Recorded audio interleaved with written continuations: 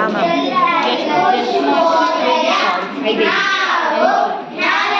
ತರಗತಿಯಲ್ಲಿ ಓದುತ್ತಿದ್ದೇವೆ. ನನ್ನ ಹೆಸರು ನನ್ನ ಹೆಸರು ಚಂದ್ರನಬಿ, ನನ್ನ ಹೆಸರು ವರ್ಷಾಯ, ನನ್ನ ಹೆಸರು ಅರಿಜಿ, ನನ್ನ ಹೆಸರು ಪೂಜ್ಯಂ, ನನ್ನ ಹೆಸರು ಉಳ್ಳಗೊಡೆ, ನನ್ನ ಹೆಸರು ಕೃಷ್ಣಾಂಗಿರನ ಆರ್. ಇವರೆಲ್ಲ ಯಾರು ಅಂತ ನಮಗೆ ಗೊತ್ತೇ? ಯಾರು ಹೇಳಿ?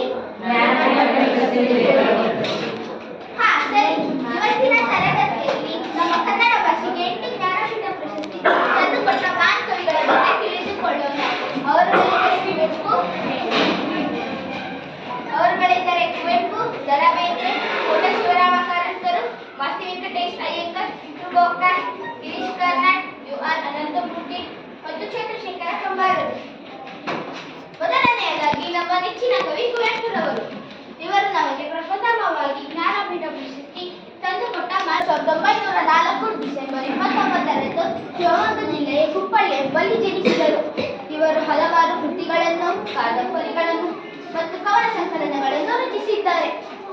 ಇವರ ಮಲೆಗಳಲ್ಲಿ ಮದುಮಗಳು ಮತ್ತು ಗಾನೂರು ಸುಬ್ಬಮ್ಮ ಹೆಗ್ಗಡತಿ ಕೃತಿಗಳು ಪ್ರಸಿದ್ಧ ಕೃತಿಗಳಾಗಿವೆ. ಇವರು ಪಕ್ಷಿಕಾಶಿನಗಳು ಹೀಗೆ ಹಲವಾರು ಕವನ ಸಂಕಲನಗಳನ್ನು ರಚಿಸಿದ್ದಾರೆ. ಇವರ ಬೆರಳಿಗೆ ಕೊರಳು ನಾಟಕ ಪ್ರಸಿದ್ಧ ನಾಟಕವಾಗಿದೆ.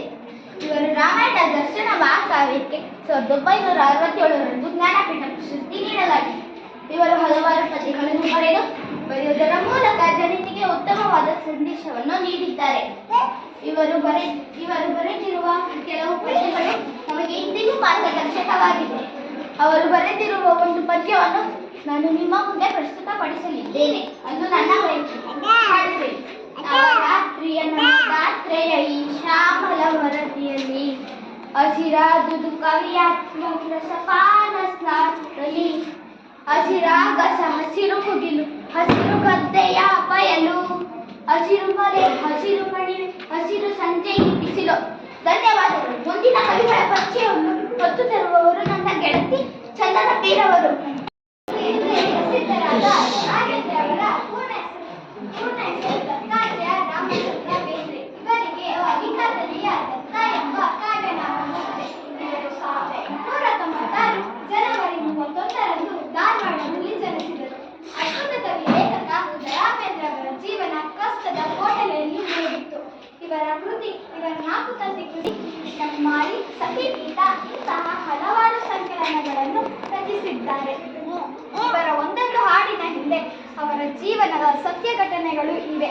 ಅವರ ಬಡತನವನ್ನು ಕುರಿತು ಬರೆದ ಹಾಡು.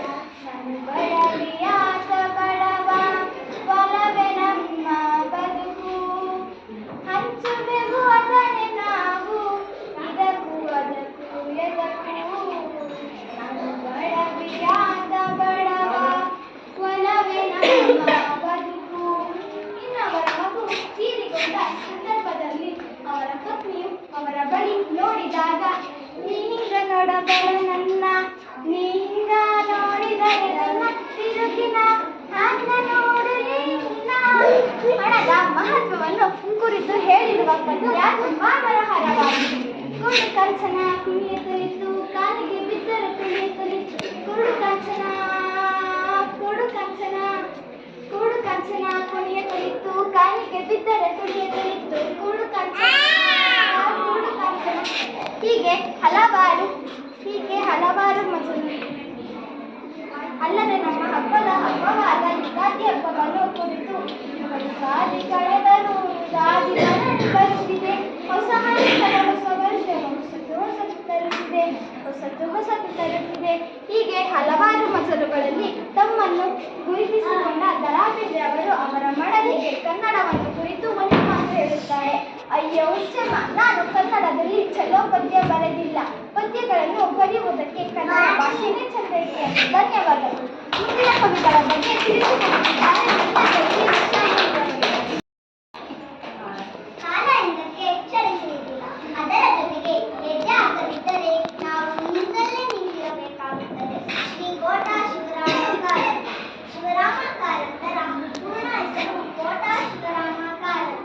ಇವರನ್ನು ಕಡಲ ತೀರದ ವೈಭವ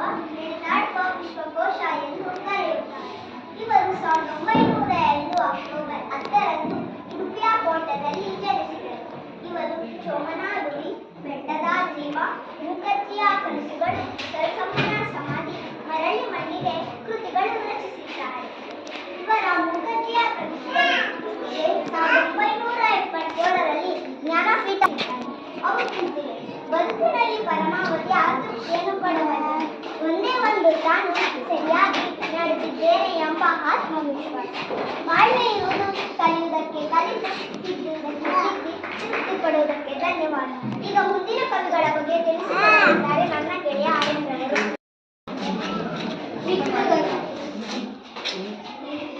ಡಾಕ್ಟರ್ ವಿನಾಯಕ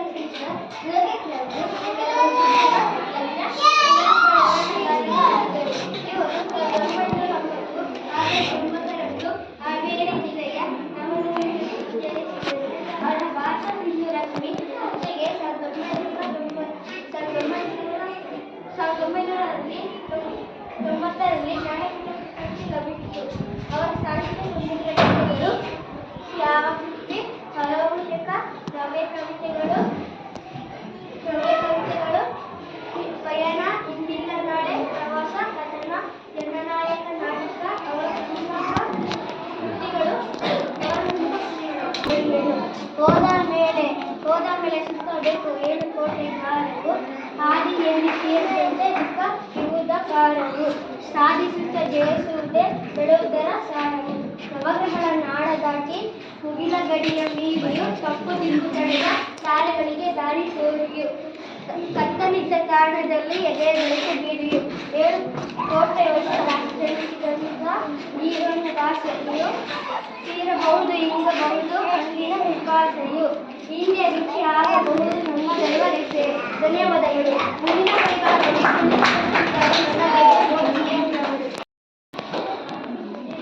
ಕನ್ನಡದ ಆಸ್ತಿಯನ್ನು ಕರೆಯಲಾಗುತ್ತದೆ. ಇವರು ಹಲವಾರು ಸಣ್ಣ ಕಥೆಗಳನ್ನು ರಚಿಸಿದ್ದಾರೆ. ಅದರಿಂದ ಇವರನ್ನು ಸಣ್ಣ ಕಥೆ ಕನ್ನಡ ಎಂದು ಕರೆಯಲಾಗುತ್ತದೆ. ಇಂತಹ ಮಹಾನ್ ವ್ಯಕ್ತಿ ನಮ್ಮ ನಾಡಿನಲ್ಲಿರುವುದು ನಮ್ಮ ಹೆಮ್ಮೆ. ಇವರು 1891ರಲ್ಲಿ ಜೂನ್ 6ರಂದು ಒಂದಿಯನ್ನ ಹಳ್ಳಿಯಲ್ಲಿ ಜನಿಸಿದರು. ಇವರ ನಾಮ ಶ್ರೀನಿವಾಸ. ಇವರು 1893ರಲ್ಲಿ ಚಿಕ್ಕವೀರ ರಾಜೇಂದ್ರ ಜೊತೆಗೆ ಡ್ಯಾನ್ಸ್ ಲಭಿಸಿದರು. ಬಾಳಿರು ಲಾಳನೆ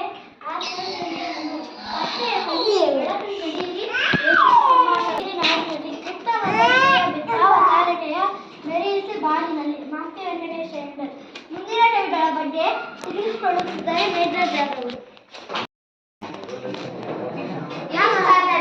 ಒಬ್ಬ ಪ್ರತಿಭಾವಂತ ಕನ್ನಡ ನಾಟಕಗಾರ, ನಟ, ನಿರ್ದೇಶಕ ಮತ್ತು ಚಿತ್ರಕಾರ ಅಂತ. ಇವರು 1938 ಮೇ 19ರಂದು ಮಹಾರಾಷ್ಟ್ರದ ಮೆದರ್ನಲ್ಲಿ ಜನಿಸಿದರು. ಇವರ ಯಯಾತಿ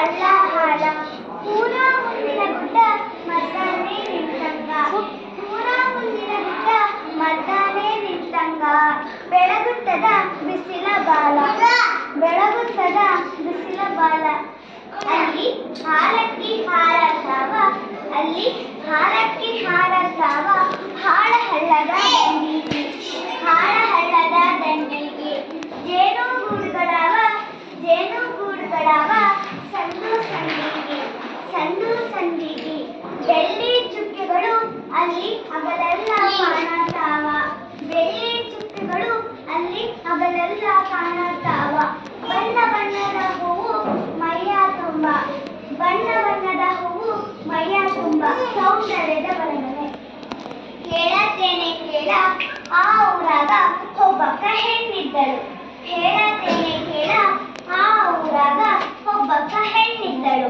ಚಂದಾದ ಹಕ್ಕಿ ಬೆಳ್ಳಕ್ಕಿ ಸಾಲು ಮಿನುಗುವ ಚಂದಿರನಂತೆ ಬೆಳ್ಳಕ್ಕಿ ಸಾಲು ಮಿನುಗುವ ಚಂದಿರನಂತೆ ಹಣ ಮ್ಯಾಲ ಚಂದಾದ ಬೊಟ್ಟ ಇಟ್ಟಾಕಿ ಹಣ ಮ್ಯಾಲ ಚಂದಾದ ಬೊಟ್ಟ ಇಟ್ಟಾಕಿ ಧನ್ಯವಾದಗಳು ಈಗ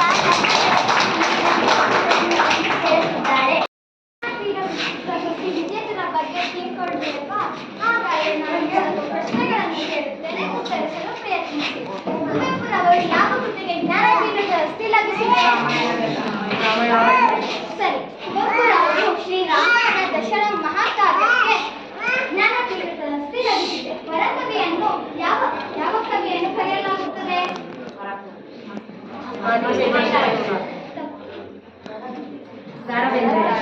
ಸರಿ ವರಕವಿ ಎಂದು ದರಾಬೇಂದ್ರೆ ಅವರನ್ನು ಕರೆಯಲಾಗುತ್ತದೆ ಯಯಾತಿ ಎಂಬ ಬರೆದ ಕವಿ ಯಾರು ಯಯಾತಿ ನಾಟಕ ಬರೆದ ಕವಿ ಯಯಾತಿ ನಾಟಕ ಬರೆದ ಕವಿ ಯಾರು